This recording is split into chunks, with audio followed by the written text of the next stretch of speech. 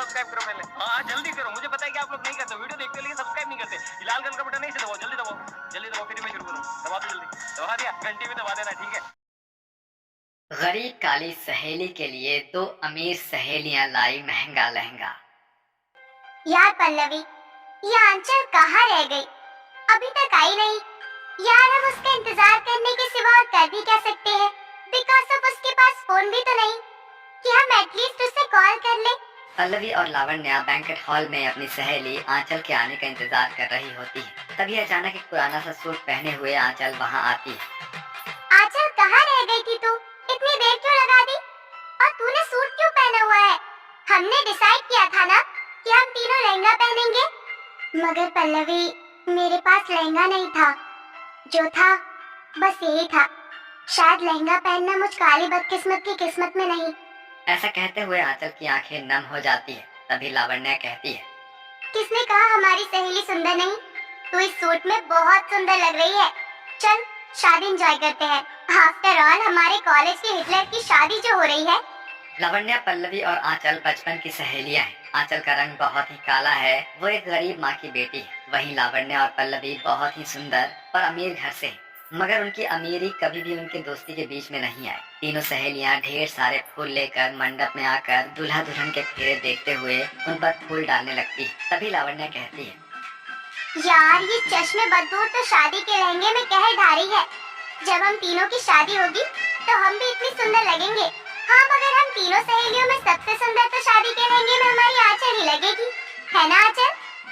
अपनी सहेलियों की ये बात सुनकर आंचल अपने काले रंग और गरीब जिंदगी के बारे में सोचते हुए कहती है, नहीं पल्लवी लावण्या, शादी के लहंगे में तुम दोनों ही सुंदर लगोगी क्योंकि तुम सुंदर हो और मैं काली बदसूरत। फिर जिस गरीबी में मैं जी रही हूँ उसमें माँ मेरे लिए इतना महंगा लहंगा कहाँ से लाएंगी? तुम्हें नहीं पता, मगर एक गरीब के लिए उसकी बेटी की डोली उठ जाना भी बहुत बड़ी बात होती है। आंचल के शब्दों में झलकती गरीबी को देखकर पल्लवी और लावण्या का मन भर आता है। शादी खत्म होने के बाद तीनों सहेली अपने अपने घर चली जाती हैं। तभी आंचल जैसे ही अपने घर पहुंचती है तो उसकी गरीब मासी वो बैठकर शर्ट के धागे काट रही होती है। अरे आंचल बेटी तू आ गई। माँ, मैंने आपको कितनी बार कहा है ना कि आप इतनी मेहनत मत किया करो। मेरे लिए आपको लोगों के घर में उनके झूठे बर्तन धोने पड़ते हैं और कितना काम करना पड़ता है। उसके बाद भी आप रात को घर पर ये शर्ट के धागे काटने के लिए ले आती हैं। बेटी, अगर तेरी ये गरीब माँ मेहनत नहीं करेगी तो तेरी शादी कैसे करेगी? बस एक बार तेरा घर बस जाए, फिर चाहे मैं मर जाऊं। भगवान के लिए ऐसी बात मत करो ना माँ। तुम्हारे सिवा इस दुनिया में मेरा है ही कौन? पिताजी तो मुझे पहले ही छोड़कर जा चुके हैं। अब तुम भी चली जाओगी तो मैं तो अनाथ हो जाऊंगी ना। और मुझ जैसी गरीब काली लड़की से कौन लड़का शादी करना चाहेगा? ऐसा कहते हुए आंचल की आंखें झलझला जाती है। ऐसे ही वक्त बीतता जाता है और दिन रात भूखे प्यासे काम करने के कारण सीबो बहुत ही ज्यादा बीमार हो जाती है। 10 बज गए हैं, पहले इतनी देर हो चुकी है, मुझे काम पर जाना होगा। माँ, तुम्हारी तबीयत पहले ही बिल्कुल भी ठीक नहीं है, तुम्हें आराम की जरूरत है। जब तक तुम पूरी तरह से ठीक नहीं हो जाती, तुम्हारे बदले मैं काम पर जाऊंगी। घर चलाने के लिए आंचल अपनी माँ की जगह खुद काम करने लग जाती है। ऐसे ही एक एक करके दिन गुजरता जाता है और एक दिन सीबो आंचल से कहती है, आंचल बेटी, तू तो मेरी हालत देख ही रही है। मेरी जिंदगी का कोई ठिकाना नहीं है। बेटी, अपनी माँ के मरने से पहले अपना घर बसा ले। आखिर कब तक तू मेरे लिए गुआरी बैठी रहेगी? ठीक है माँ, पहले आप ठीक हो जाओ, फिर आप जिससे कहोगी मैं उससे शादी कर लूंगी। आंचल के हाँ करने के बाद सीबो अपनी बेटी के लिए रिश्ते देखने लगती, मगर गरीबी और काले रंग के कारण हर रिश्ता आंचल को ठुकरा कर चला जाता है। मगर एक दिन प्रेम नाम का एक लड़का उनके परिवार के साथ आंचल को देखने के लिए उनके घर आता है। देखिए बहन जी, आपकी लड़की तो बहुत ही काली है और प्रेम मेरा एक लौता बेटा है। उसकी शादी को लेकर मेरे बहुत से सपने हैं। मगर बहन जी, आप तो देख ही रही हैं, आंचल के पिताजी नहीं हैं। उनके जाने के बाद मैंने अपनी बच्ची को अकेले पाला है। मेरी बच्ची भले सांवली है, मगर साफ दिल है इसका। मेरे पास अपनी बच्ची के सिवा आपको देने के लिए और कोई दूसरा दहेज नहीं है। बहन जी, हमें दहेज नहीं चाहिए, बस आप हमारा और हमारे बारातियों का अच्छे से स्वागत कर देना, बस यही हमारी इच्छा है। ये सुनकर सीबो हाँ कर देती है। जिसके बाद दोनों परिवार शादी पक्की कर देते हैं। शादी की तैयारियां भी शुरू हो जाती है। तभी लावण्य और पल्लवी आंचल से मिलने उसके पास आती है। आंचल, तेरी शादी पक्की हो गई और तूने ये बात अपनी दोनों पक्की सहेलियों को बताना भी जरूरी नहीं समझा? अरे कम से कम घर पर कार्ड ही भेज देती। पल्लवी, अगर मेरी शादी का कार्ड छपता तो मैं तुम दोनों को देती ना। अमीर और गरीब की शादी में बहुत फर्क होता है। तुम्हारी ये सहेली भगवान के यहाँ से गरीब किस्मत लेकर आई है, इसलिए मैं ये बात अच्छे से जानती हूँ कि जिस गरीबी में मैं बचपन से बड़ी हो गई, वहाँ मेरी शादी के कोई सपने पूरे नहीं हो सकते। इसलिए मैंने कभी अपनी हैसियत से बढ़कर सपने देखे ही नहीं। आंचल अपनी शादी को लेकर बिल्कुल भी खुश नहीं थी, जिसके पीछे का कारण था उसकी गरीबी, जिसमें सादगी के साथ उसकी शादी की रस्में हो रही थी। लावण्य और पल्लवी उसके आंसू पोंछकर उसे हल्दी लगाती है। रो मत आंचल, तुम्हें पता है ना, तुम्हारी दोनों सहेलियां तुम्हारी आंखों में आंसू नहीं देख सकती। हम दोनों तुमसे वादा करती हैं कि इस घर में हमारी सहेली की डोली खुशियों भरी ही उठेगी। अब हम अपनी बन्नू रानी को अच्छे से हल्दी लगाएंगे ताकि तुम्हारे चेहरे पर हल्दी का निखार चढ़ जाए। ये बोलकर दोनों सहेलियां आंचल को हल्दी लगाकर घर के लिए निकल जाती है। पल्लवी, शादी तो हर लड़की का सपना होता है, मगर तूने देखा आंचल अपनी शादी से बिल्कुल भी खुश नहीं है। वो खुश कैसे होगी लावण्या? तूने देखा नहीं, कहीं से भी आंचल का घर शादी का घर नहीं लग रहा था। ना तो वहाँ कोई सजावट थी और ना ही बैंड बाजा। अब हमें ही कुछ करना होगा। कल आंचल की शादी है, अब हम दोनों सहेलियों को मिलकर ही अपनी गरीब सहेली की शादी को खुशियों से भरना होगा। अगले दिन सुबह होते ही पल्लवी और लावण्य आंचल की शादी के लिए एक बड़े से मॉल से महंगा सा लहंगा और उसके मैच की सुंदर ज्वेलरी भी खरीदती और शादी की शाम को बैंड बाजे के साथ नाचते हुए लहंगा लेकर आंचल के पास आती है, जहां आंचल अपनी माँ की दी हुई शादी की पुरानी साड़ी पहने हुए गले में एक पतला पुराना हार डाले हुए बैठी होती है। कहाँ रह गई थी तुम दोनों?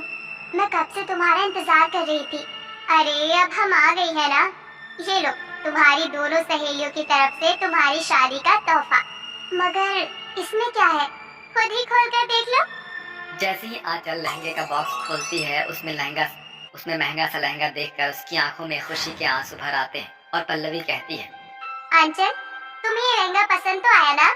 हाँ, मुझे बहुत पसंद आया, मगर ये लहंगा तो बहुत ही महंगा लगता है। तुम दोनों को मेरे लिए इतना सब करने की क्या जरूरत थी? अरे आज हमारी सबसे प्यारी सहेली की शादी हो रही है और हमें पता है कि तुम्हें लहंगा पहनने का कितना शौक था। और आज जब हमारी सहेली की शादी हो रही है तो क्या हम इसके लिए इतना भी नहीं कर सकते? चलो। हाँ अंचल, शादी जिंदगी में सिर्फ एक बार होती है। आज तुम्हारी दोनों सहेलियां तुम्हें ऐसे सजाएंगी कि सभी हमारी होने वाली दुल्हन को देखते रह जाएंगे। ये बोलकर लावण्य और पल्लवी आंचल को महंगा सा लहंगा पहनाकर बहुत ही सुंदर तरीके से उसका मेकअप करके सजाकर उसे मंडप में ले जाती है, जहाँ मंडप में बैठा आंचल का होने वाला पति प्रेम और बाकी के बाराती भी गरीब काली आंचल को देखते रह जाते हैं। जिसके बाद आंचल की शादी हो जाती है और आंचल अपनी दोनों अमीर सहेलियों के गले लगकर कहती है, लावण्या, पल्लवी, मैं बहुत खुशकिस्मत हूँ जो मुझ गरीब को तुम दोनों जैसी सहेलियाँ मिली है। तुम दोनों ने आज मुझ गरीब को बहुत सारी खुशियाँ दी है। तुम तो हो ही इतनी प्यारी आंचल। I miss you so much। बस जीजा जी के घर जाकर अपनी दोनों सहेलियों को भूल मत जाना। कभी नहीं भूलूंगी। तुम दोनों हमेशा मेरे दिल में रहोगी।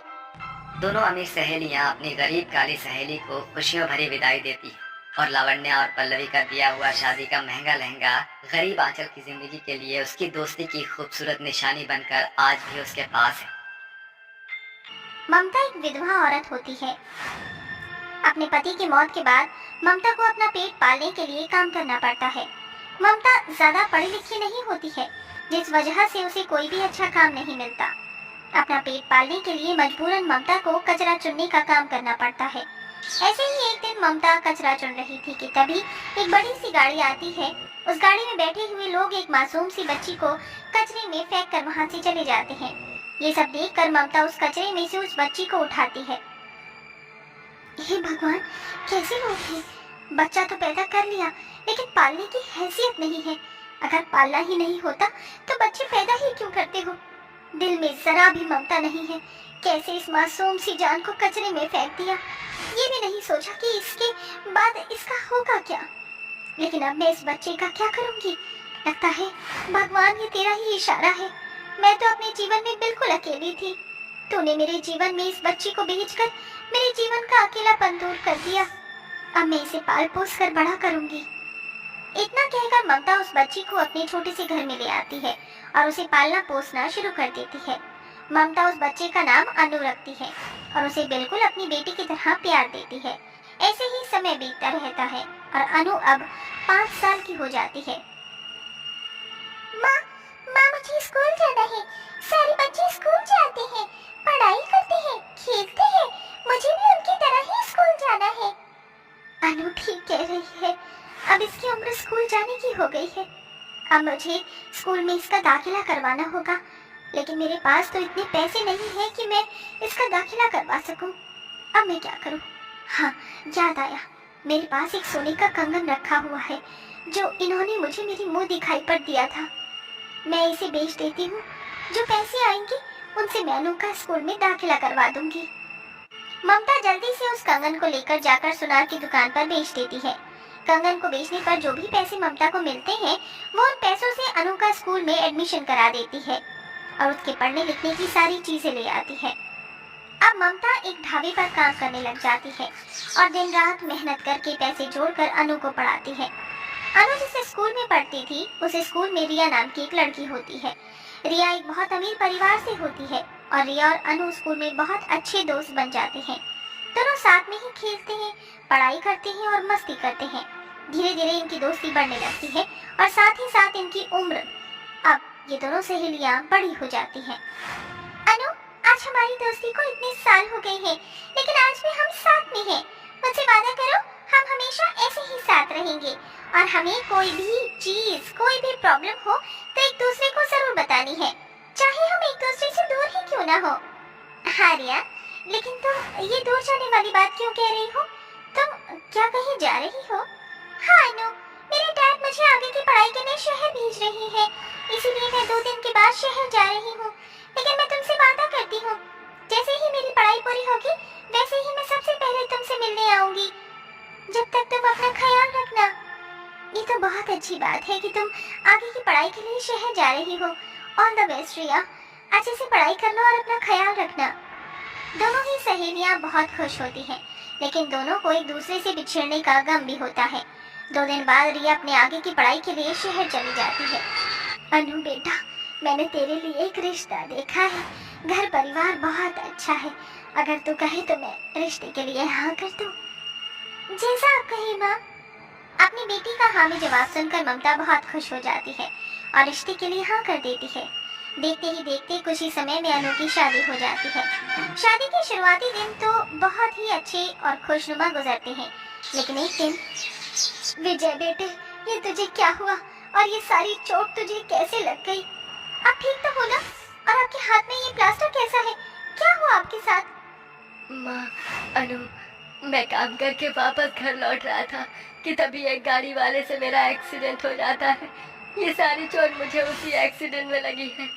डॉक्टर ने कहा है कि अब मैं कुछ महीनों तक कोई भी काम नहीं कर सकता हूँ। अब ये घर कैसे चलेगा?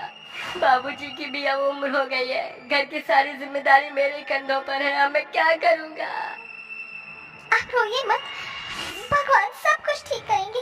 आप बस हिम्मत मत हारिए, हम सब कुछ ना कुछ कर लेंगे। विजय के एक्सीडेंट के बाद अनु और उसकी सास अब घरों में जाकर घर में काम किया करते थे और जो पैसे मिलते थे उसमें गुजारा करते थे। साड़ी ले लो, साड़ी ले लो, रंग बिरंगी साड़ी ले लो। अरे वाह, ये साड़ी तो बहुत ही सुंदर है। काश ये साड़ी मैं खरीद पाती, लेकिन अगर मैंने ये साड़ी खरीद ली तो घर में राशन कैसे आएगा? बहन जी क्या सोच रही हो? इतनी अच्छी साड़ी इतने कम दाम में है, ले लो। अनु अपने मन को मारती हुई वहाँ से चली जाती है। अनु की शादी को अब काफी समय हो चुका था। अनु की सहेली रिया की भी अब पढ़ाई पूरी हो चुकी थी। रिया अब शहर से घर वापस आने के बाद सबसे पहले अनु से मिलने उसके घर जाती है, जहाँ उसे पता चलता है कि अनु की शादी हो चुकी थी। इसीलिए अब वो उससे मिलने उसके ससुराल जाती है। क्या आप मुझे बता सकती हैं कि ये अनु कहाँ रहती है? बेटा आप कौन? जी मैं उसकी दोस्त हूँ। बेटा मैं अनु की सास हूँ। अनु अंदर है, तुम अंदर आ जाओ। आंचल रिया को घर के अंदर लेकर आती है। रिया जैसे घर के अंदर आती है वैसे ही उसके सामने अनु होती है। अनु और रिया एक दूसरे को देखकर रोते हुए एक दूसरे को गले मिलते हैं और बैठकर बहुत सारी बातें करते हैं, लेकिन अनु अपने साथ हुई किसी भी चीज को रिया को नहीं बताती। अनु, तुमने मुझे बताया नहीं कि तुमने शादी कर ली। रिया, तुम्हारे जाने के बाद माँ ने मेरी शादी करा दी। वो चाहती थी कि मैं जल्द से जल्द शादी कर लूं और अपना घर संभालूं, इसीलिए मैंने शादी कर ली। तुम शादी से खुश तो हो ना? तुम्हें किसी बात की कोई तकलीफ तो नहीं है ना? नहीं रिया, मुझे किसी बात की कोई तकलीफ नहीं है, मैं बहुत खुश हूँ। रिया और अनु काफी देर तक बातें करती हैं, जिसके बाद रिया अनु को बाय बोलकर अपने घर आ जाती है। अब अक्सर रिया अनु से मिलने जाया करती थी। गरीबी होने की वजह से अनु के पास सिर्फ 1 से 2 साड़ियाँ होती हैं, जिन्हें वो बार बार पहनती है। रिया ये नोटिस किया करती थी कि जब भी वो अनु से मिलती है तो अनु हमेशा यही साड़ी पहनती है, जिस वजह से रिया को अनु पर शक होता है और वो अनु से कहती है, अनु तुम्हें मेरी कसम, सच सच बताओ, मैं जब भी तुमसे मिलती हूँ तुम सिर्फ ये 2 साड़ियाँ क्यों पहनती हो? घर में सब कुछ ठीक तो है ना? रिया के पूछने पर अनु की आंखों में आंसू आ जाते हैं और वो सारी सच्चाई रिया को बता देती है। तुम्हारे साथ इतना सब कुछ हो गया और तुमने मुझे बताया भी नहीं, क्या यही दोस्ती थी हमारी? मैं तुम्हें परेशान नहीं करना चाहती थी, इसीलिए मैंने तुम्हें कुछ भी नहीं बताया। तुम मेरी दोस्त हो, मैं तुम्हारी किसी भी बातों से कभी परेशान नहीं हो सकती हो। तुम्हारी प्रॉब्लम मेरी प्रॉब्लम है, समझी? इतना कहकर अनु रिया को गले से लगा लेती है। इसके बाद अनु आकर रिया के लिए बहुत महंगी महंगी और अच्छी अच्छी साड़ियाँ लेकर आती है और अनु को देती है। इतनी महंगी अच्छी साड़ियाँ देखकर अनु की आंखों में आंसू आ जाते हैं। रिया अनु को एक साड़ी की दुकान भी खोल देती है, जिस वजह से अनु की गरीबी अब धीरे धीरे मिटने लगती है। अनु अब अपनी साड़ी की दुकान को बहुत अच्छे से चलाती है, जिसके बाद अनु और रिया गरीब औरतों को फ्री में साड़ियाँ देकर उनकी मदद किया करती थी।